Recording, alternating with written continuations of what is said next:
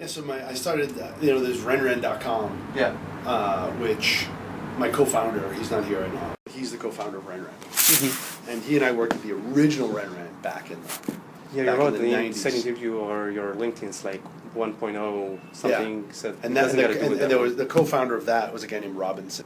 We were the only two Guaylo, Lawai in the company. And we were the same exact age, we even looked the same. And everybody's like, oh, it's your brother, right? And like, totally. How was your Chinese then? Horrible. Horrible? I studied Chinese for 4 years when I lived in Hong Kong. And then I studied when I came here as well, too. But I do remember getting a really nice compliment. I spoke to this guy on the phone, all in Chinese. I used my Chinese name when we were speaking. And then when we met, he was shocked that I was this foreign businessman because he said on the phone I spoke just like a Chinese 5-year-old. Which, if you think about it, it's a great compliment, right? Because I've been studying for 4 years and I speak like a 5-year-old. I'm like a year ahead of the average Chinese person. So it's actually, thank you, I'll be here all night. Welcome to Chopsticks. That's cool. Sorry. So my secret to Chinese is I've been here for 17 years, and it's my 17th year. I would say even up to like year 9, my Chinese was still like struggling. Really? And then I realized that every 2 years I'd get a new assistant, and she would leave, and her English would be awesome. And one of them was like, yeah, I'm leaving to be, she could barely speak English, and she became assistant to the head of Starbucks for China, right? And I was just like, I'm becoming like a factory for assistants to improve their English. Yes. Wait a second, that's ridiculous. So then I would hire an assistant who spoke no English and make her like not like, if I ever had any questions, she had to like write stuff out in pinyin and other stuff and like make her work to be my teacher.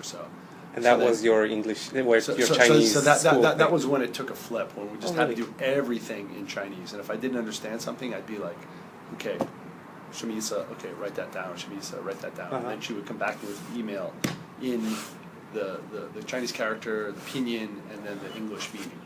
And then I would use it again, and I would just make her, like, we'd be talking about stuff that was complex in, like, office design or setting up the woofie or some sort of like human resource stuff, and it's like vocabulary that I didn't have, and I'd force her to like so now we have 100 staff in this company, more than 100, and I'm the only foreigner, so everything's in Chinese, right? So but even in those 9 years, have you, the first 9 years successful in stuff you've done? Because people say you need to know Chinese in order to be here and succeed, and when I moved here, it's like, when I moved here 13 years ago, we sold Renren. I had a little time off. I studied Chinese with Fritz Demopoulos. And you know Fritz, right?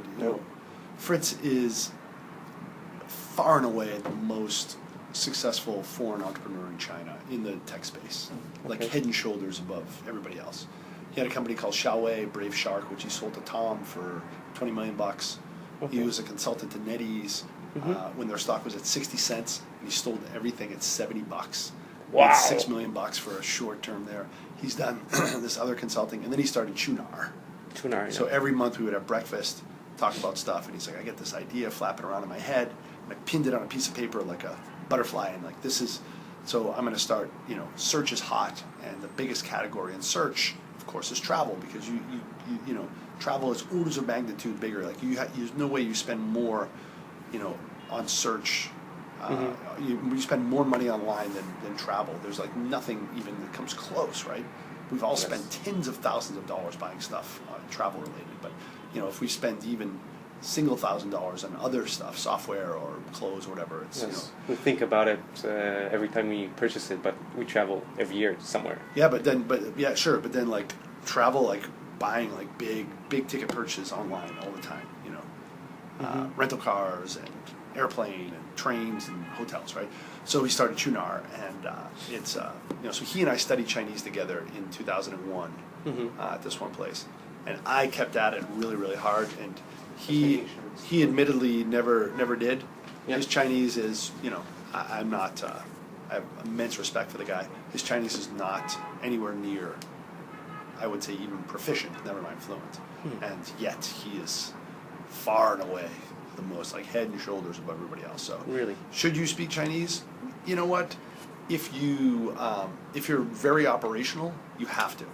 If you're a CEO who has good lieutenants and you're really good about, you can focus on strategy and you can focus on product and you can focus on the marketing and you can focus on, fundraising, then you don't necessarily need to, speak Chinese very, very well. You just let people know, like, here's what needs to get done, and then let them deal with it, right? So, but certainly that's a good insight. It makes a good. I mean, you could be an entrepreneur in the States and not speak English, right? I mean, if you're in Miami. There's many, I'm sure, that like have businesses in the States where they don't really speak English very well, right? Maybe it's not internet related, but there's plenty of other entrepreneurs that just only speak Chinese or Spanish or, Arabic or I don't know, whatever, right? So, they just have a good business and they have people to run it for them, right? So, but you definitely should speak Chinese. But here's the thing, I've been speaking Chinese for I've been studying for 18 years and speaking it proficiently for more than 5, and I still struggle every day. So I still have holes, right? So, if you need to get your Chinese to a point to be able to be, really, really precise, like I can get myself understood, but it's difficult to be persuasive. That's the difficult part. I think I can be persuasive in English, but I lose most persuasion in the translation. So it's really frustrating for me to like really win people over and inspire them and motivate them. I can just sort of like So how do you do that to 100 people here? It's tough. So I work with my partner. His English is fantastic, so we actually mostly speak English together. But then when I have to talk to the team, it's less about motivation and persuasion and more about just let's do this because everybody is already on board anyway, right? So, okay. But sometimes I need to try to win people over. I'm just like, it's just not done that way, and it's difficult for me to very eloquently do it. And even people I know that speak Chinese very, very well, it's difficult in a second language to be highly persuasive unless you've been speaking it all your life, right? Youlu is not only for Chinese, it's not necessarily for Chinese, right? It's not. But the staff is all Chinese, right? So, but the product is not. The product is not, but it's mainly Chinese focused, actually. Really? I didn't get the sense when looking at the product. Because you're probably looking at the international facing web presences.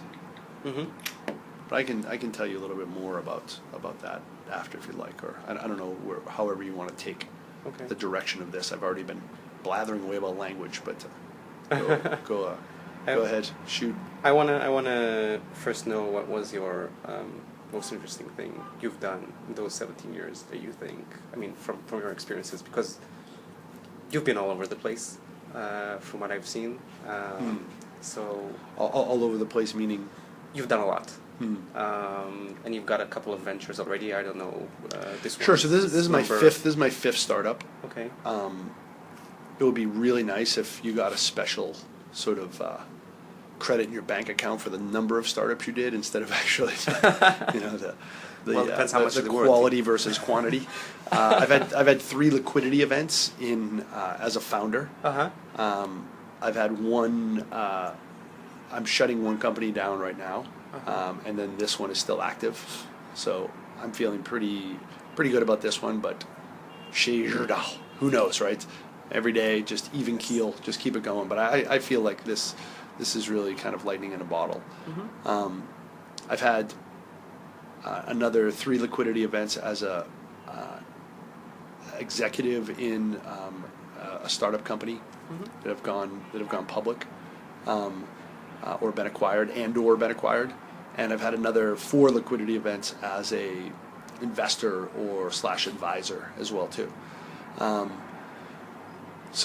I'm involved in probably a dozen other companies actively right now as an angel or advisor and on the advisory board. And I'm very actively involved in the startup community here. There's a group called the Entrepreneurs Organization, world's largest entrepreneur group. I started the Beijing chapter. Very, very pleased to be part of that. I'm very, proud to see the growth of the organization. I was part of a group called China Entrepreneurs for a long time, and I'm just, very, very happy to have a kind of a front row seat to the show and be involved. And as we were discussing before this interview, I like to try to meet with younger entrepreneurs or first-time entrepreneurs and try to help them out and in a sort of mentor way. But my startup experience has mostly been around initially it was the intersection of media, entertainment, and like disruptive technologies. So as part of the first Ren iteration, and that was a insane ride, .com boom. We went from just three people in the company.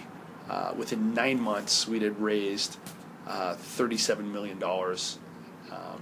And News Corp led that round, and we did a backdoor listing on the Hong Kong Stock Exchange. And we were worth $1.6 billion US on revenues of nothing. Wow. We couldn't touch it for 1 year. NASDAQ crashed 3 weeks later, and I remember losing $10 million on paper and drunk dialing friends and saying, I lost $10 million.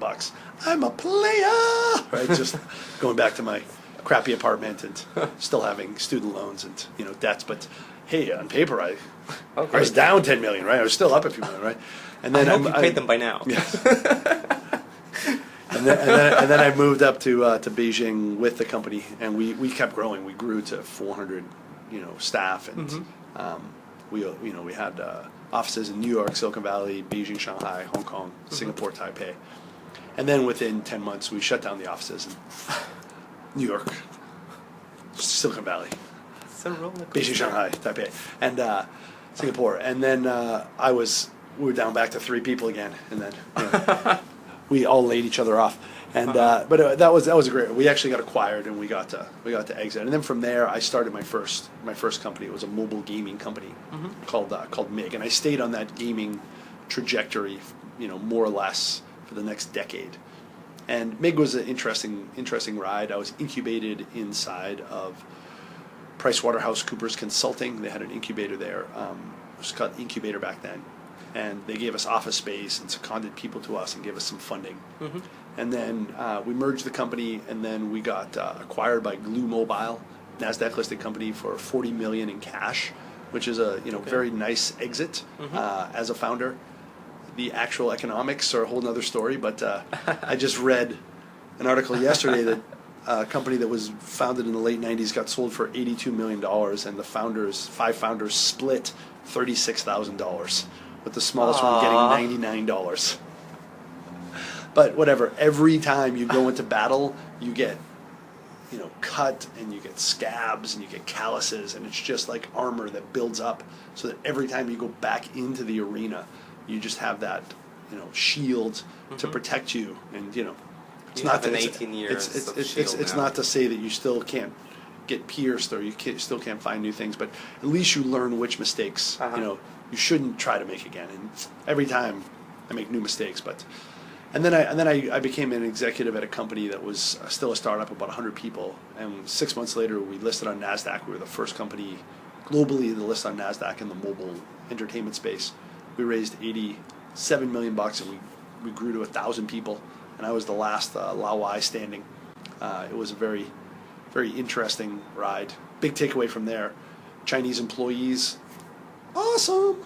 Big Chinese company, not so awesome for a Lao Wai. So I made a decision that I'm not going to actually do something. And while I, with a big Chinese company, I want to be an entrepreneur. So I want you to know, from all those, just focus on the one that was the most interesting for you, the most exciting for you. I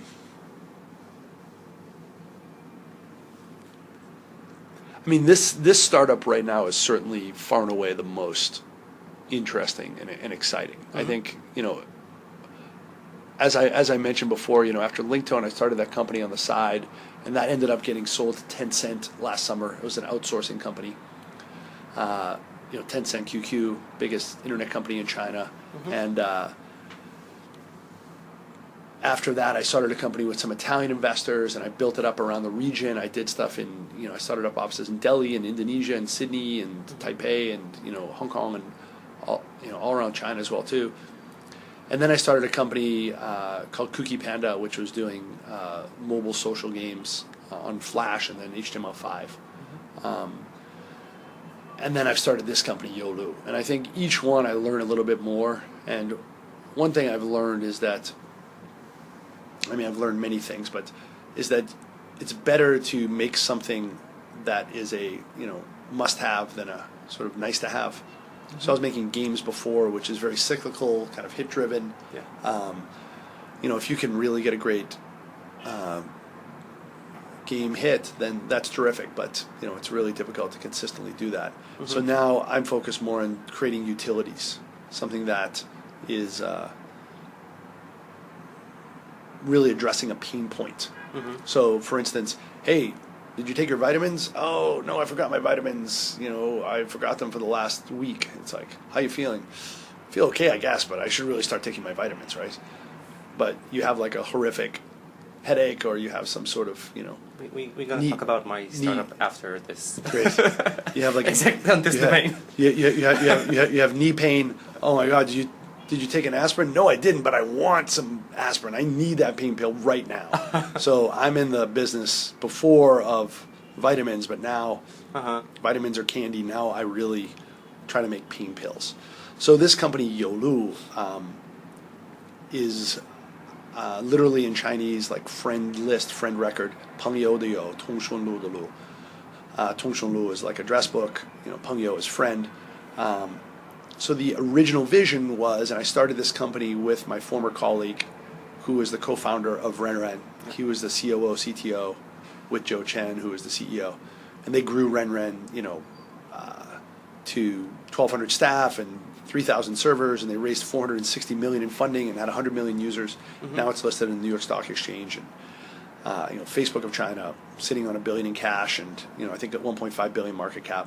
So he left, and we started this company together, and the idea was that the biggest untapped, under-leveraged, under-innovated social network in the world is right in your pocket. It's your mobile phone address book. Yes. It's something that hasn't really kept up with the rest of, it's kind of core to the phone, but it hasn't really been innovated much. So that was our thesis, and every startup is just that, as you know, a thesis, hopefully being proven instead of disproven. Uh-huh. And we proved the thesis. We got about 12 million users, which is, is pretty decent. Even for China, we're at 10 million, maybe is the equivalent of 2 million in the West, because there's such a large user base here. Yes. But a few things quickly became apparent. One is that somebody once told me it doesn't matter how good of an entrepreneur you are or how good of a surfer you are. If you're standing at the shore with a surfboard and all your skill set, if there's no wave, there's no wave, right? It's really about timing. A lot of people at Sequoia, when they look at a startup, they say, why now? They don't say, why this idea or that business model, or I don't really. It's like, why right now? What's change in the market, or where, how are you going to get out there in time to ride that wave? What's your backwind? What's your backwind? How are you going to, get out there right at the right time? Is it going to be too early or too late? Or and so we got on that wave at a good time. The problem is that there were 14,722 other surfers and a bunch of jet skis and 23 powerboats and yes, giant cruise ship and an aircraft carrier. It was just like completely crowded. Everybody wants the address book. Nobody's willing to really pay for it on a consumer perspective. So we saw that Facebook and LinkedIn were doing their SEC filings to go public. So we saw a lot of other data. And Facebook crushes LinkedIn in every metric, absolutely every metric except one, which is average revenue per user. So LinkedIn's ARPU is 21x of Facebook. It just absolutely destroys Facebook. And that's why LinkedIn has gone from $4.5 billion to almost $20 billion since IPO, and LinkedIn, and Facebook is down, 20% or something like that, right? It used to be 50%, I think. Is that right? Yeah, even at it went 50%, then it went up. So we decided that we would switch from social networking to professional networking. So we create mobile applications for business professionals to relieve those pain points. And that's what we've been focusing on. And a third thing that changed for me was that in the first 4 startups, every time I started a company, I had diminishing returns in my ability to recruit good tech people. I'm not a tech guy. I just sort of know it through osmosis in the last 20 years of being an internet aficionado, executive, entrepreneur. And I'm also not a native Chinese speaker as well too, so it's tough to really attract, retain, and kind of grow out the whole tech side. So this company, we have my co-founder of Renren, one of the top 10 networks in the world, CTO there. Our other co-founder, our CTO here now, he's CEO, I'm president.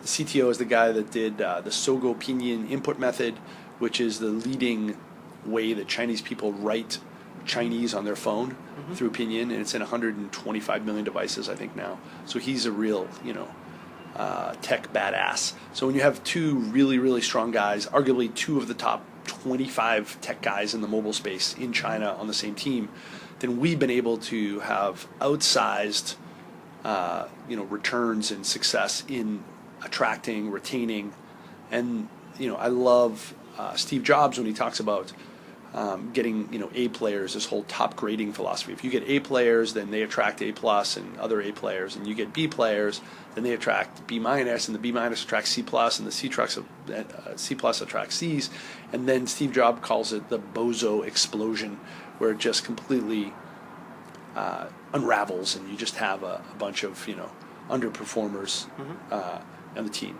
And we have had the exact opposite here. We've had zero churn in the past 3 years. Zero. Not one person is left. That's for China, which is very hard. Which is very hard, and we've been able to attract amazing people because they want to work with other amazing people. And it's just this virtuous cycle where we have this amazing tech team. So what's the best so far? It's certainly this this startup. So I was telling people, I was in the States for a month, succinctly understand what I do. I said I started a company with the co-founder of the Facebook of China, and we work with the Twitter of China to be the LinkedIn of China. So we have a deal with Weibo where we're creating a professional graph on top of Weibo, and it's a deep partnership with Sina, and so we're creating a LinkedIn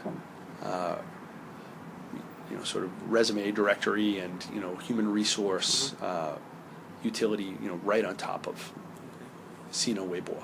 I want to talk a little bit about the Chinese ecosystem for startups. This is a subject that I've been tapping with for the last couple of months already.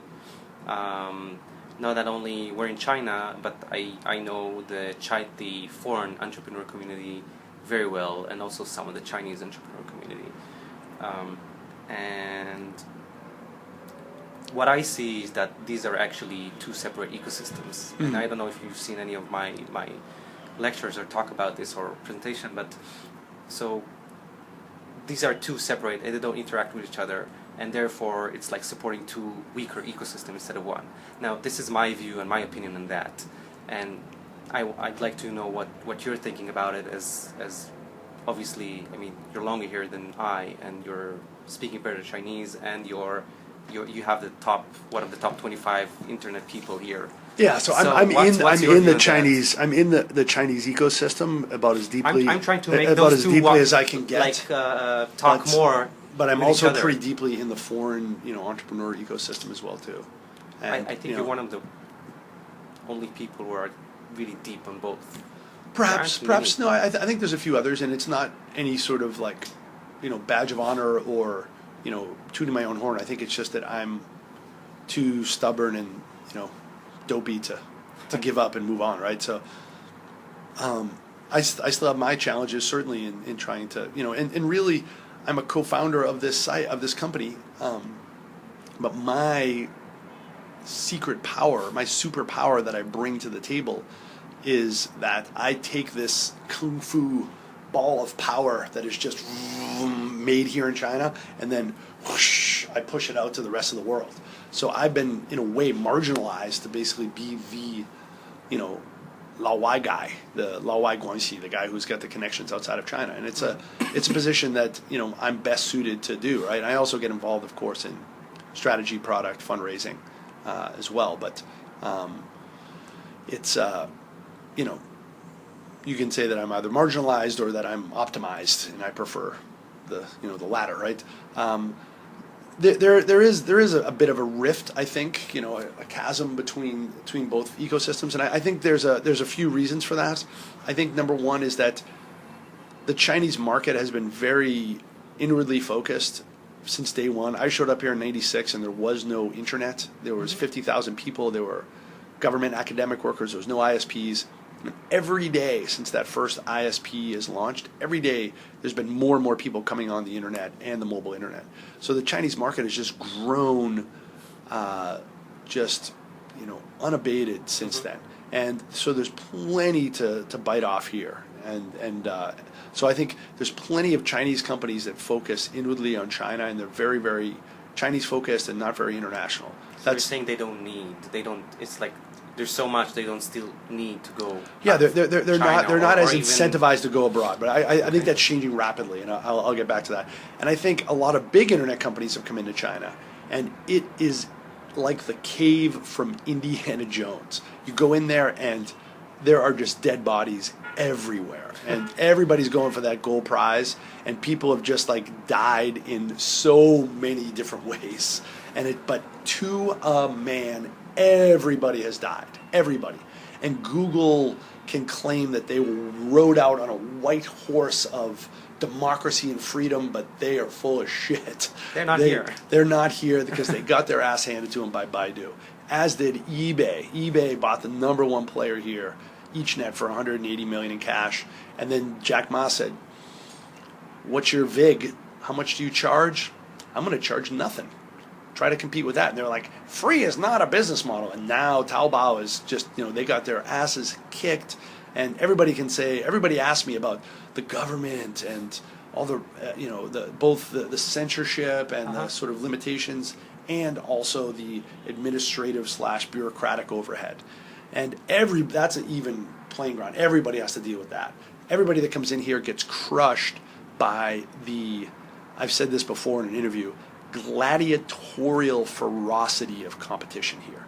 So people try to conveniently pigeonhole China. Oh, it is a rogue state with hackers and uncreative copycats that are just stealing from us, and piracy is rampant. And you know what? Yeah, they're good at the Mai, all those ants just coding away, but they can never do anything innovative, right?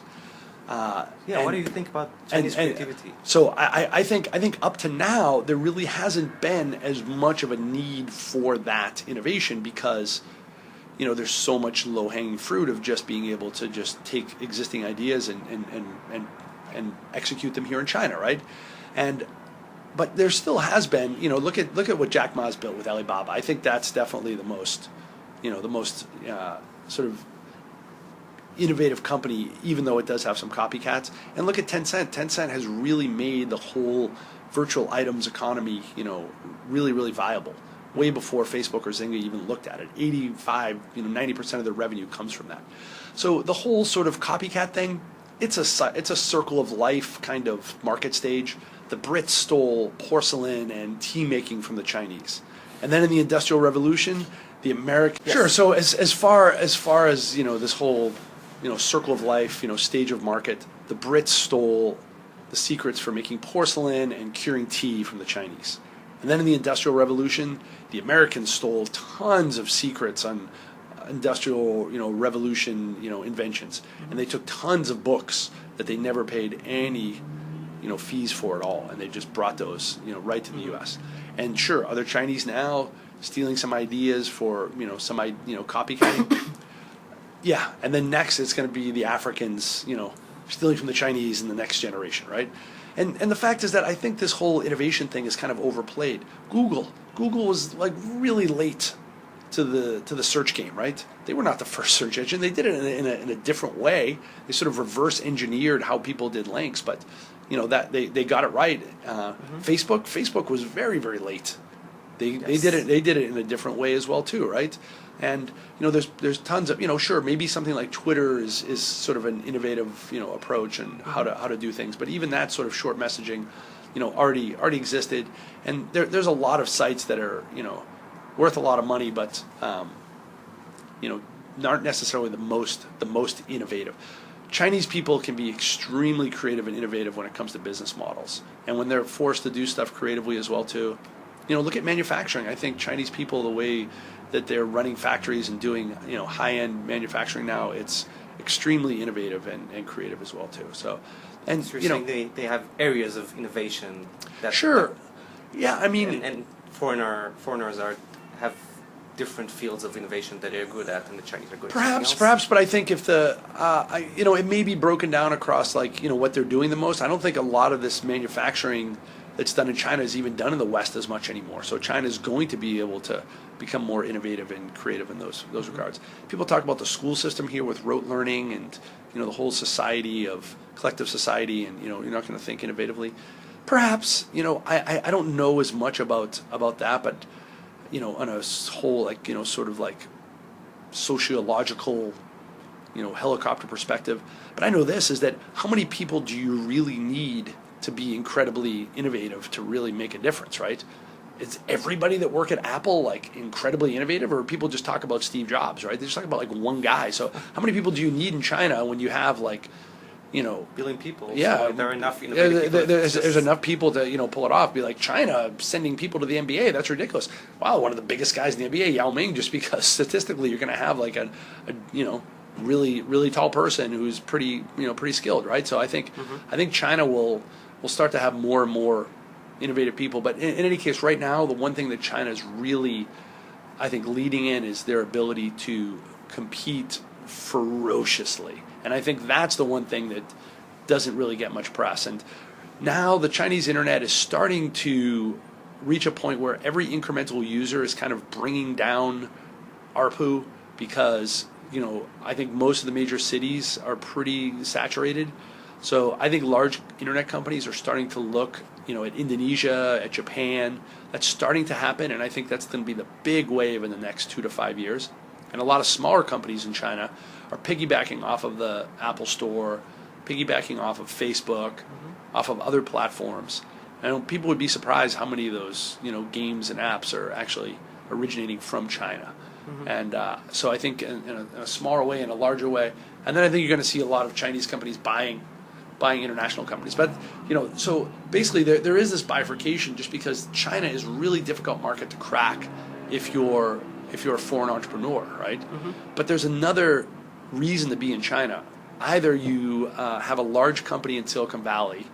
A couple of examples. One really good example is called Tango. They have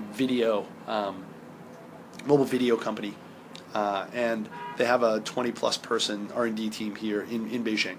And I think we're seeing a lot more of that happening. But I see a lot of foreign entrepreneurs setting up shop here.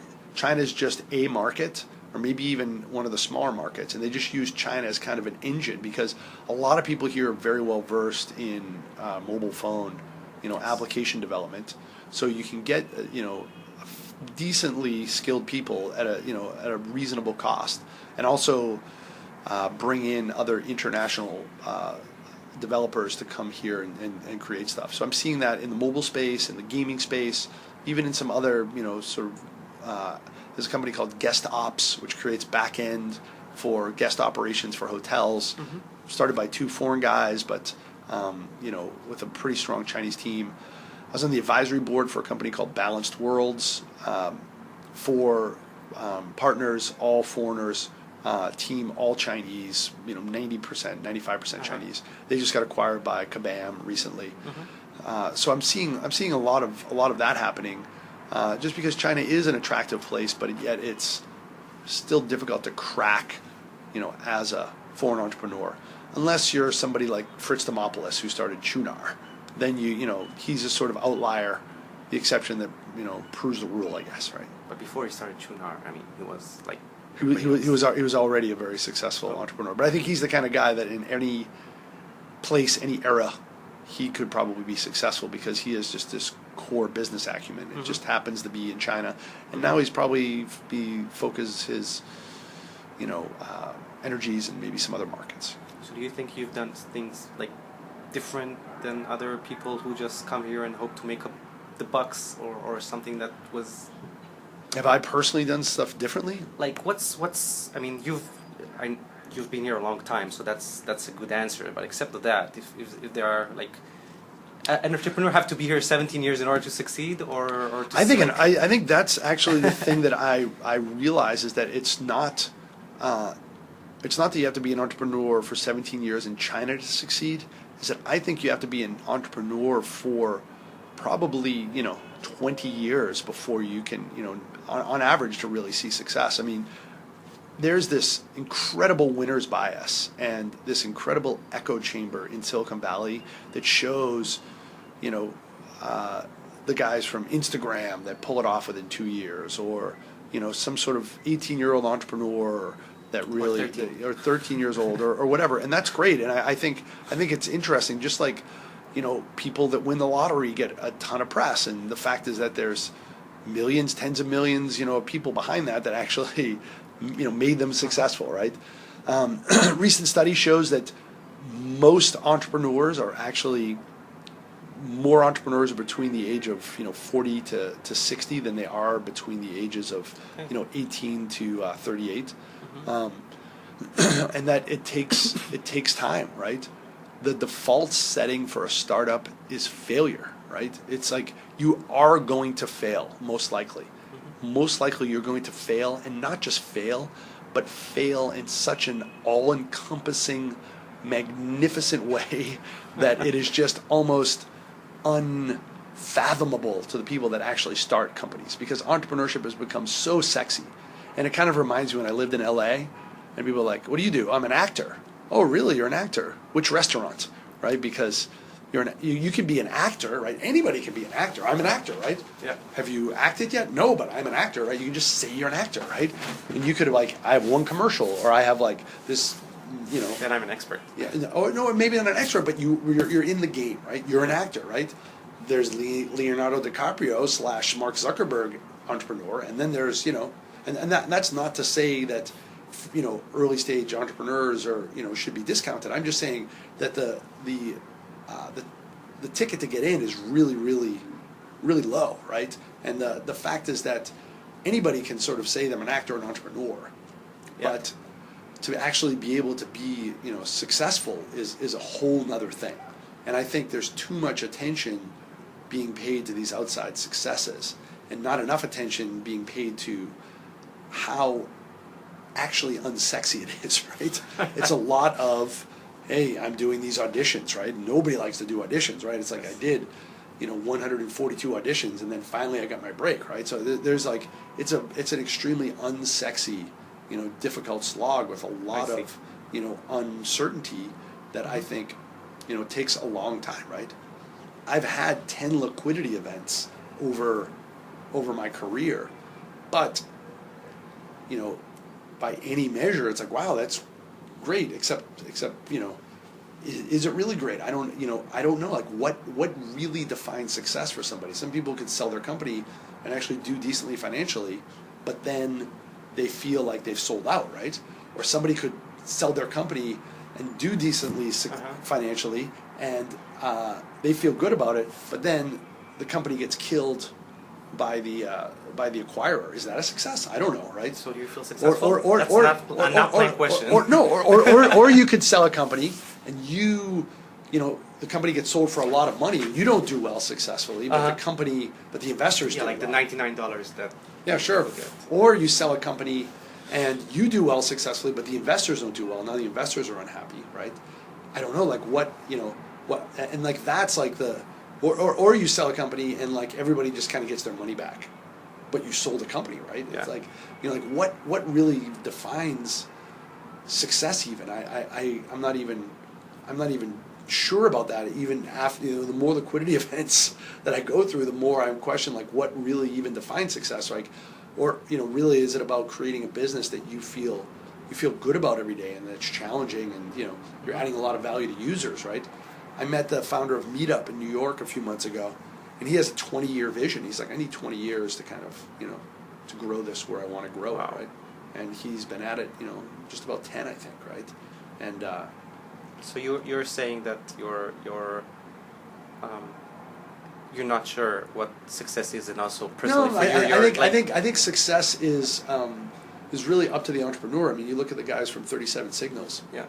They have a completely different idea of success, right? Work 4 days a week, keep the team small, really focus on creating very, Same as Buffer, by the way, if you know. Sure, I like the Buffer guys a lot, it. yeah. Joel is great. Yeah, I'm a big fan of Joel's blog, and I've reached out to him before.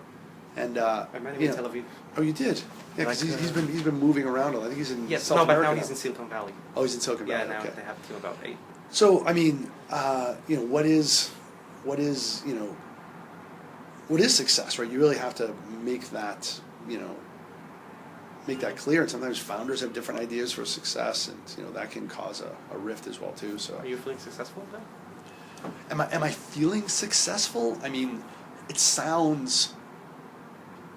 I'm feeling humble, that's for sure. The more I do, the more I just realize, I meet people like, how's it going? Oh, it's going great. It's so great. Oh, metrics are great. Team is great.